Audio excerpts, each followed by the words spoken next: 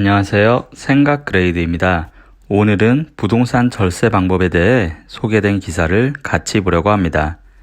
이승현 진진세무회계 대표가 한국경제신문에 기고한 내용인데요. 1주택자는 앞으로 12억까지 양도세 비과세가 되며 장기 보유 공제는 최종 1주택 된 날부터 적용이 된다고 합니다. 얼마 전 유동근 더불어민주당 의원이 소득세법 일부 개정 법률안을 대표 발의했다고 합니다. 다수당인 민주당 당론으로 채택된 개정안이니 원안대로 통과될 가능성이 높다고 하네요. 어떻게 바뀌고 주의할 사항은 무엇인지 같이 살펴보겠습니다. 첫째, 1가구 1주택 비과세의 고가주택 기준을 9억 원에서 12억 원으로 높일 예정이라고 하네요. 고가주택 기준이 높아지면 양도가액 12억 원 이하 주택은 전액 비과세가 되고 12억을 초과하는 고가주택은 12억 원을 초과분에 대해서만 과세한다고 합니다. 적용 시기는 법 시행일 이후 양도분부터라 하며 법이 바뀌기 전에 매도 계약을 한 경우에도 시행일 이후에 잔금을 치르면 12억까지 비과세를 적용받을 수 있다고 합니다. 이르면 이달 임시국회에서 처리될 가능성이 높다고 하네요. 둘째는 1가구 1주택의 장기 보유 특별 공제율을 양도 차익 규모별로 차등 적용할 예정이라고 합니다. 장기 보유 특별 공제란 3년 이상 보유한 부동산을 양도할 때 양도 차익에서 일정 비율을 차감해 주는 것을 말합니다. 일반적인 부동산은 보유기간 1년당 2%씩 최대 15년 보유 시 30%를 공제하고 있습니다. 반면 1가구 1주택자는 최대 80%의 장기 보유 특별 공제율을 적용받을 수 있습니다. 이런 특례 공제율은 2년 이상 거주하고 3년 이상 보유한 주택만 받을 수 있다고 하네요. 보유기간 1년당 4%, 거주기간 1년당 4%씩 늘어나 보유 10년, 거주 10년을 모두 채워야 최대치인 80%를 받을 수 있다고 합니다.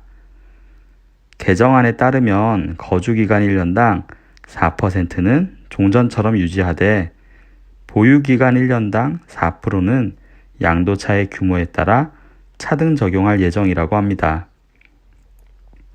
양도차익 5억 원 이하는 보유기간 1년당 4%로 최대 40%인 종전과 동일하지만 5억 원 초과 10억 원 이하는 3%로 최대 30%이며 10억 원 초과 15억 원 이하는 2%로 최대 20%, 양도차익 15억 원 초과는 1%로 최대 10%로 하향 조정할 예정이라고 합니다. 다행스럽게도 양도차익에 따른 공제율이 줄어드는 개정사항은 법 개정 후 취득하는 주택분부터 적용된다고 합니다.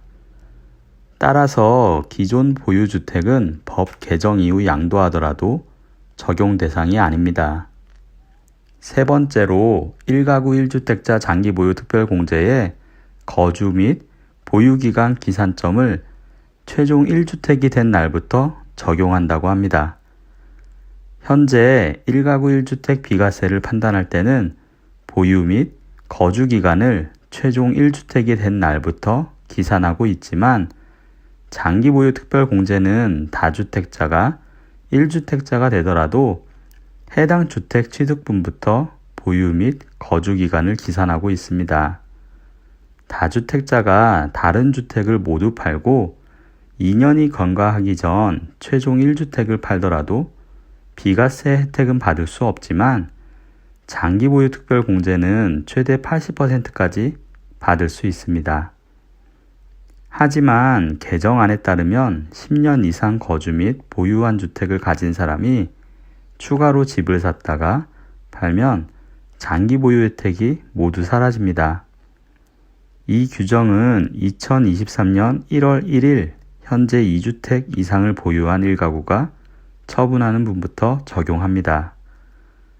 2023년 1월 1일까지 다른 주택을 팔고 1주택만 남은 경우에는 적용하지 않을 예정이라고 합니다. 비과세는 잘 챙기면 절세 효과가 매우 크지만 자칫 잘못하면 거액의 세금을 내야 할 수도 있습니다. 바뀌는 규정을 미리 점검해 절세 계획을 세우는 지혜가 필요합니다. 오늘은 부동산 절세에 대한 기사를 소개해 드렸는데요. 돈을 많이 버는 것도 중요하지만 나가는 돈을 막는 것이 더 중요하다는 걸 다시 한번 상기하시기 바랍니다. 이 영상을 통해 여러분들의 생각도 업그레이드 되었길 바랍니다. 이상으로 생각 그레이드였습니다. 감사합니다.